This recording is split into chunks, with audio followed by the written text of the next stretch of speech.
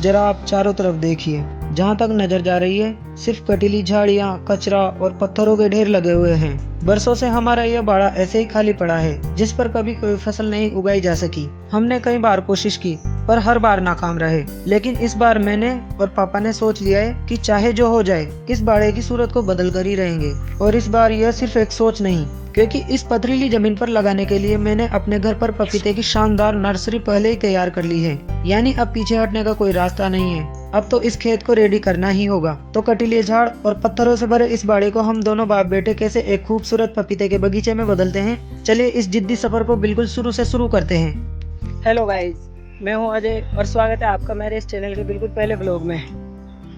तो आज मैं आया हूं अपने बाड़े में। छोटे खेत को हमारे यहाँ पे बाड़ा ही बोलते हैं। हमारा ये बाड़ा गांव के बिल्कुल बीचों बीच है। आप इसमें देख सकते हो कितने झाड़ लगे हुए हैं, कितने पत्थर हैं। देखो देखो गाइस, झाड़ और पत्थर बहुत सारे हैं। आज हम इसकी सफाई करने वाले हैं। आज दिन तक इसमें कोई भी खेती नहीं की गई, ना कोई फसल, ना कोई पेड़ पौधे, कुछ भी नहीं था इसमें। आज हम इसकी सफाई करने वाले हैं और इसमें लगाएंगे हम पहले तो आम के पौधे लगाएंगे और फिर इसमें हमारे घर पर हमने नर्सरी तैयार कर रखी है पपीते की। तो हम पपीते की खेती भी करने वाले हैं इसी में ही। तो ये हमारी पहली शुरुआत है और ये मेरा पहला ब्लॉग है। तो गाइस देखिए यहाँ ज़मीन की मिट्टी कितनी उपजाऊ है। जहाँ भी खोदते हैं एकदम खाद की तरह, बिल्कुल फोकस बनाने दो, खाद की तरह एकदम ज़मीन कितनी उपजाऊ निकल रही है जहाँ भी खोदते हैं। ये मेरे पापा जी काम कर रहे हैं यहाँ पर, मेरे पिताजी, इनको देखो।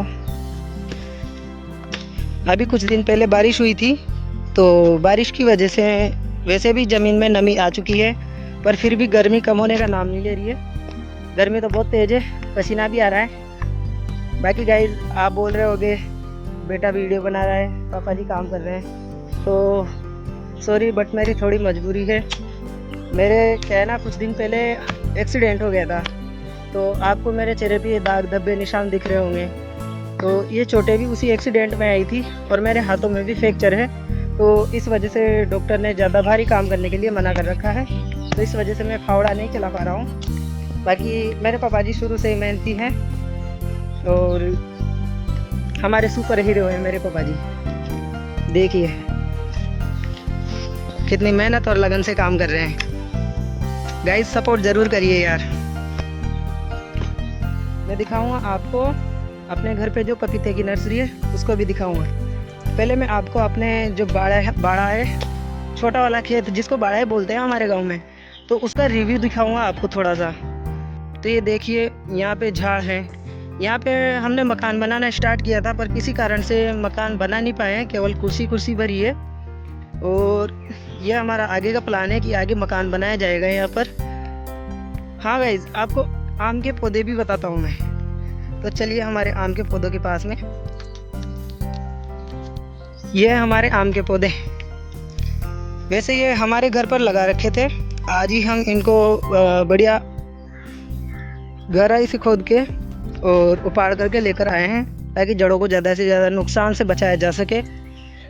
ये गिनती के 7 पौधे हैं गाइस। अभी फ़िलहाल तो घर पर 7 ही थे, बाकी पपीते के तो लगभग 450 पौधे हैं हमारे घर पर। ये देखो हमारा बाड़ा, इधर भी झाड़ है, इधर भी झाड़ है, झाड़ ही झाड़ है पूरे में।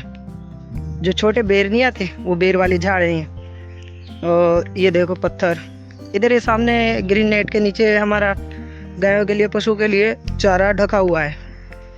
ये देखो गाइस, जगह तो बहुत सारी है, पपीते बहुत सारे लग जाएंगे। बाकी मेहनत बहुत करनी पड़ेगी अभी हमें। दोस्तों जैसा कि मैंने अभी थोड़ी देर पहले बताया था कि हमारे पास 7 आम के पौधे हैं यहाँ पर। तो हमारा प्लान ऐसा है कि एक पौधा तो बीच में लगाया जाएगा और बाकी जो 6 पौधे बचे हैं ना, वो षटकोण आकार में उसके चारों तरफ गोलाई में बराबर दूरी पे लगाए जाएंगे। तो उसमें वो बहुत ही अच्छा लगेगा। तो वो लगाया जाएगा यहाँ पे। अभी कर रहे हैं इसी की सफाई। यहाँ इसकी सफाई हो जाएगी, फिर यहाँ पे हम पहले निशान लगाएंगे कहाँ पे पौधे लगाने हैं कहाँ पे नहीं, ताकि एक सुंदर बगीचा तैयार हो हमारा।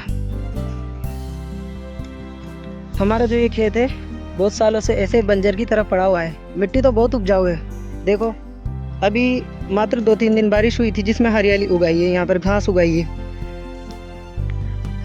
परंतु कभी इसमें खेती वगैरह कुछ भी नहीं की गई, तो ऐसे बंजर की तरह पड़ा था। अब हम इस बाड़े की किस्मत बदलने वाले हैं।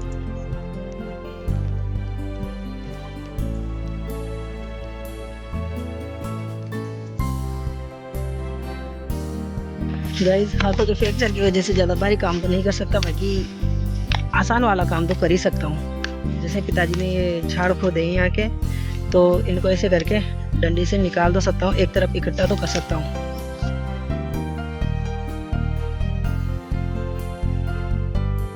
अब यही झाड़ हमारे काम भी आ जाएंगे। आसपास जो पत्थर की बाउंड्री हो रही है उस पर लगाने के, ताकि कोई भी इधर उधर का आवारा पशु न डांक पाए अंदर। तो चलिए यहाँ के झाड़ों की सफाई कर लेते हैं हम जल्दी जल्दी, और यहाँ की मिट्टी को तैयार कर लेते हैं हमारे आम के पौधों को लगाने के लिए। फिर उसके बाद लगाएंगे हम इस जगह पर आम के पौधों को। दोस्तों गर्मी भी बहुत है, और देखिए दोपहर का वक्त होने को आया है। दोस्तों हम दोनों सुबह जल्दी आए थे बिना खाना खाए पिए, और अभी लगे हुए हैं इन झाड़ों की सफाई करने में। हमने यहाँ पर एक सुंदर आम का बगीचा तैयार करने के लिए रस्सी का जुगाड़ लिया है। हमने पहले अंदाजे से 10 फीट रस्सी को नाप लिया और एक जगह पर रखकर हमने ये सर्कल बना लिया, जिसमें पापा जी रस्सी को पकड़े हुए हैं और मैं सर्कल बनाते हुए घूम रहा हूँ। नीचे निशान लग चुका है। फिर उसके बाद में एक जगह पर पॉइंट करके और उसी रस्सी से हम निशान लगाते जाएंगे। तो ये हमारे 6 पॉइंट होते हैं, जहाँ पर 6 पौधे लगेंगे, एक सेंटर में और 6 आसपास।